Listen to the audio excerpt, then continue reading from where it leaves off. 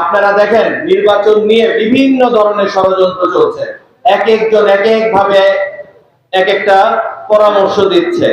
এটা কিন্তু এক ধরনের প্রোপাগান্ডা, এক ধরনের একটা প্রক্রিয়া চলছে যে কোনো ভাবে নির্বাচনকে বাধাগ্রস্ত করার জন্য, অথবা সময়টাকে এটাকে যাতে আরো বড় করা যায় এই নির্বাচিত সরকার আসা থেকে।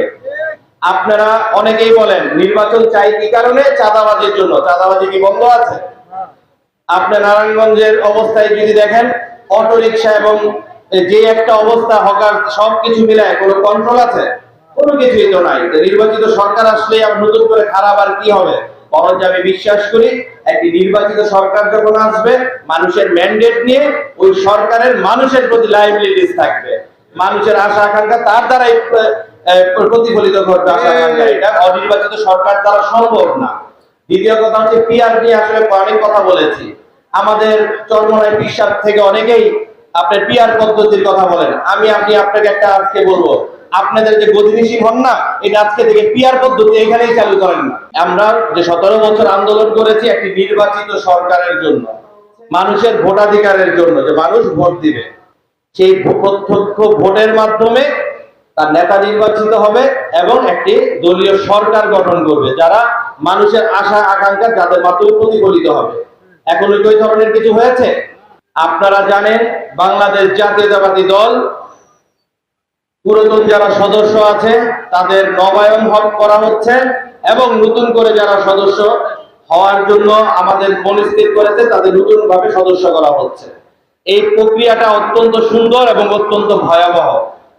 সুন্দর এই কারণে, কারণ একটি সংগঠনের প্রাণ হচ্ছে এই দলের নেতা কর্মী, বিশেষ করে তৃণমূলের কর্মী যারা আছে তারাই হচ্ছে যে বাংলাদেশ জাতীয়তাবাদী দলের প্রাণ।